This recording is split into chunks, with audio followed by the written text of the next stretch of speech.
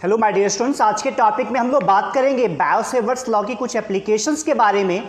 तो अगर आपने पहले बायो-सेवर्ट्स लॉ का वीडियो नहीं देखा है तो एक बार बायो-सेवर्ट लॉ का वीडियो देख लीजिए। Then we will start our next topic which is magnetic field due to a current carrying straight conductor of finite length. Let us take XY is a straight current carrying conductor and P is a point at which we are going to find magnetic field। और इस wire में current flow हो रही है I की, तो सबसे पहले हम लोग P से वायर पे परपेंडिकुलर ड्रॉप करते हैं that will meet at point Q on the wire XY। और सपोज ये डिस्टेंस है R की, और P को अगर x एंड से आप टच कराते हैं तो this angle will be φ1 and suppose this angle will be φ2। मतलब क्या हुआ, मतलब तार जो फैला हुआ है वो -φ1 से +φ2 तक फैला हुआ है। And EF is a infinitesimal piece of wire for which we are going to find point P पे मैग्नेटिक फील्ड फाइंड करेंगे। ये जो इनफाइनेटेसिमल पीस ऑफ वायर है EF, इसके लिए P पर मैग्नेटिक फील्ड की वैल्यू फाइंड करेंगे और बाद में इंटीग्रेट करेंगे तो पूरे तार XY की वजह से हम लोग मैग्नेटिक फील्ड की वैल्यू फाइंड कर सकते हैं। तो सपोज EF के रेस्पेक्ट में P का पोजीशन वेक्टर है R vector and this angle is φ। Suppose this angle is theta, और अगर आप F को ज्वाइन करेंगे पॉइंट P से तो इन दोनों के बीच का जो इनफाइनेटेसिमल एंगल होगा and that is delta phi D phi, और this point is also theta. और अगर आप E से यहाँ परपेंडिकुलर ड्रॉप करेंगे तो परपेंडिकुलर मीट करेगा एट पॉइंट G पर। तो सपोज ये एक वायर हो गया, XY is a finite length straight current carrying conductor जिसमें I की करंट फ्लो हो रही है, और एक पॉइंट P है जिस पर हम लोग को मैग्नेटिक फील्ड की वैल्यू फाइंड करनी है। तो जैसा कि हम लोगों ने बायो-सेवर्ट्स लॉ में देखा था, हम लोग इनफाइनेटेसिमल पीस ऑफ वायर के लिए यहाँ पर dB की वैल्यू फाइंड करेंगे, फिर हम लोग इंटीग्रेट करेंगे तो हम लोग नेट मैग्नेटिक फील्ड की वैल्यू फाइंड कर सकते हैं। अगर आप डायरेक्शन की बात करें तो इस वायर में right hand thumb rule find कर लगाएंगे, अप्लाई करेंगे तो करंट की डायरेक्शन अपवर्ड है तो आप वायर को इस टाइप से पकड़ेंगे तो यहाँ से मैग्नेटिक फील्ड इनसाइड होगा और वायर के पीछे से इधर मैग्नेटिक फील्ड आउटसाइड होगा। तो मैग्नेटिक फील्ड की डायरेक्शन क्या होगी P पे, मैग्नेटिक फील्ड की डायरेक्शन इनसाइड होगी और इस तरफ आउटसाइड होगी। और डायरेक्शन कैसे होगी कि आप जब इस वायर को ऐसे पकड़ेंगे तो यहाँ से मैग्नेटिक फील्ड इनसाइड होगा और यहाँ से आउटसाइड होगा। जैसा कि मैंने आपको लास्ट टर्न पे बताया था कि सपोज इसमें करंट फ्लो हो रही है इन अपवर्ड्स डायरेक्शन, तो आप इस वायर को ऐसे पकड़ेंगे तो यहाँ से मैग्नेटिक फील्ड इनसाइड है और यहाँ से मैग्नेटिक फील्ड आउटसाइड है। तो यहाँ पर मैग्नेटिक फील्ड की डायरेक्शन होगी इनवर्स इनटू द बोर्ड और यहाँ से होगी आउटसाइड। अभी क्या करेंगे कि for this infinitesimal piece of wire EF के लिए हम लोग P पर बायो-सेवर्ट लॉ यूज करके dB की वैल्यू फाइंड करेंगे, मैग्नीट्यूड फाइंड करेंगे, magnitude of magnetic field at P due to this infinitesimal piece of wire EF। So using Biot Savart law we get, Biot Savart law का आप use कीजिए और हम लोगों को मिल जाएगा, we know that according to Biot Savart law the magnitude of magnetic field dB will be equal to μ0/4 pi and ideal.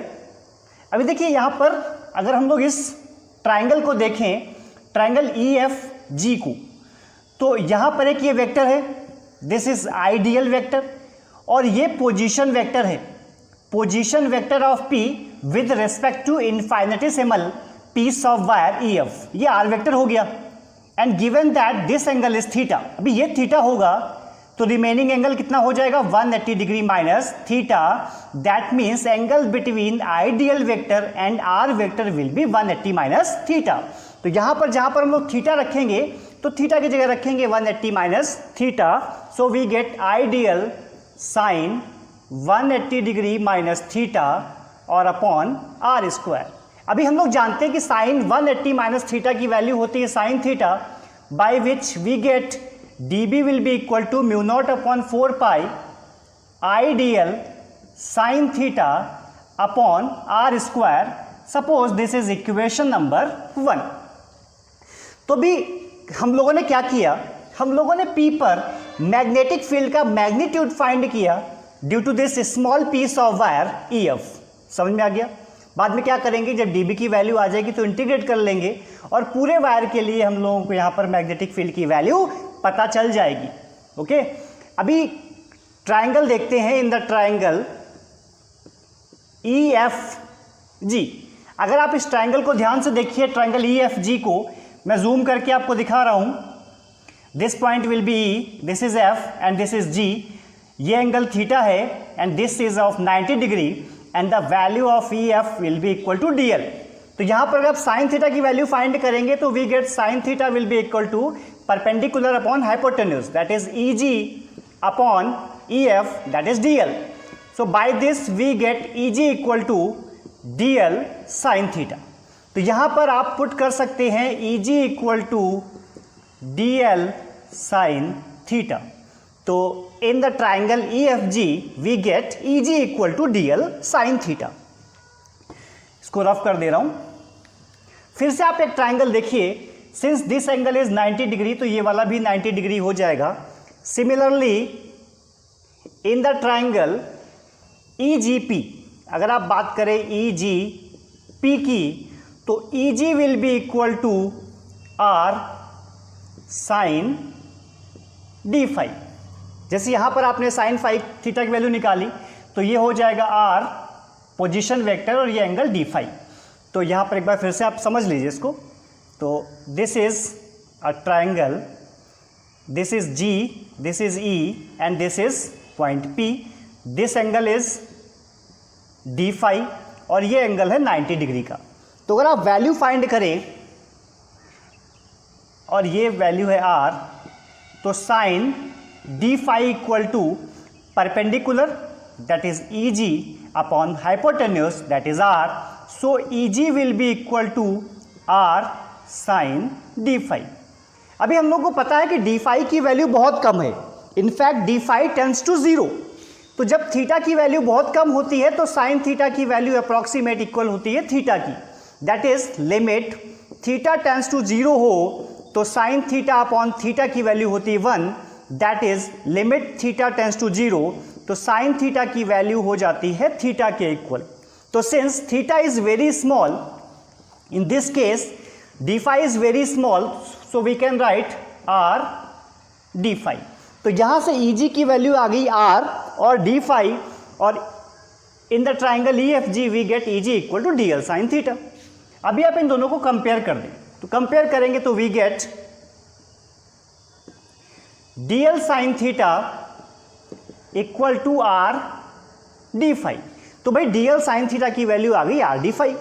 आप पुट कर दीजिए इक्वेशन नंबर 1 में, पुट इन इक्वेशन नंबर 1 और हम लोगों को क्या मिल जाएगा, we get DB equal to mu naught upon 4 pi I, DL sine theta की जगह पुट करेंगे R D phi upon R square, R से R कैंसिल हो जाएगा and finally we get mu naught upon 4 pi I D phi upon R।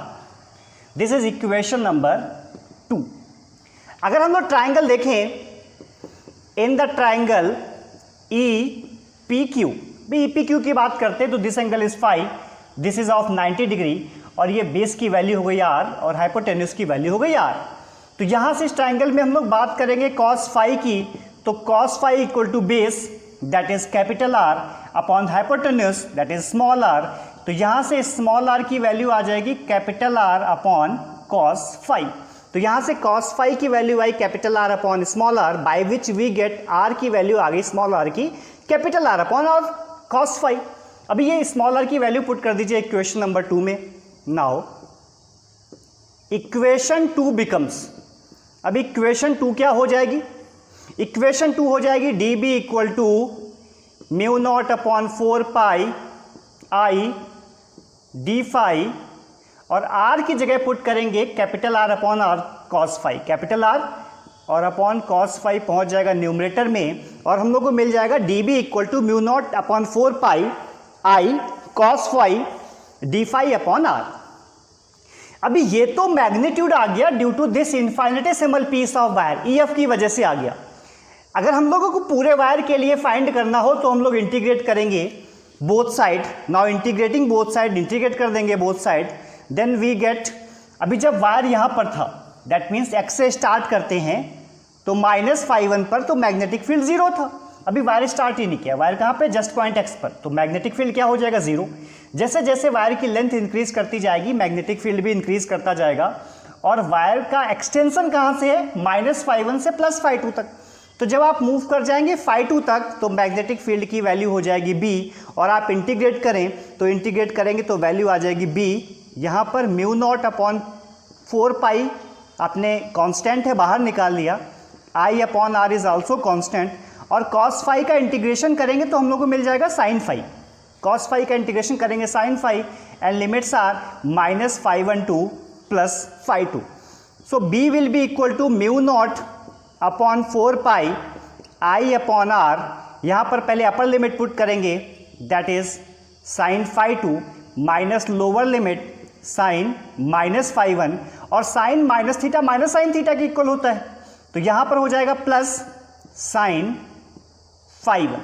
तो यहाँ से हम लोगों ने देखा कि मैग्नेटिक फील्ड की वैल्यू आ गई due to wire XY is equal to μ0/4π I/R और sin φ1 प्लस sin φ2। तो ये तो मैग्नेटिक फील्ड की वैल्यू आ गई due to a finite length of straight current carrying conductor. अगर वायर की लेंथ इनफाइनाइट होती, for infinite length of wire, अगर वायर की लेंथ इनफाइनाइट हो जाएगी तो क्या होगा भाई, एक्स जो पॉइंट है थोड़ा सा नीचे होगा, भाई नीचे होगा तो फाई की एंगल और जो फाई की वैल्यू है वो और इंक्रीज करेगी, थोड़ा सा वायर और लंबा होगा तो फाई की वैल्यू और ज़्यादा इंक्रीज करेगी। ऐसे सिमिलरली ऊपर जब वाई की वैल्यू अगर सपोज वायर थोड़ा लंबा कर दीजिए, यहाँ पर कर दीजिए, तो आप देखेंगे एंगल जो है वो इंक्रीज कर चुका है। तो अगर ये वायर की लेंथ इनफाइनाइट होगी तो φ1 और φ2 दोनों की वैल्यू हो जाएगी 90 डिग्री। आप यहाँ पर φ1 और φ2 की वैल्यू 90 डिग्री पुट करेंगे तो we get b equal to μ0/4π I/r sin 90 plus sin 90, sin 90 की वैल्यू 1 और 1 हो जाएगा 2, यहाँ से कैंसिल कर दीजिए, and we get μ0I/2πr 2π capital R। This is the magnetic field due to infinite length of current carrying straight conductor.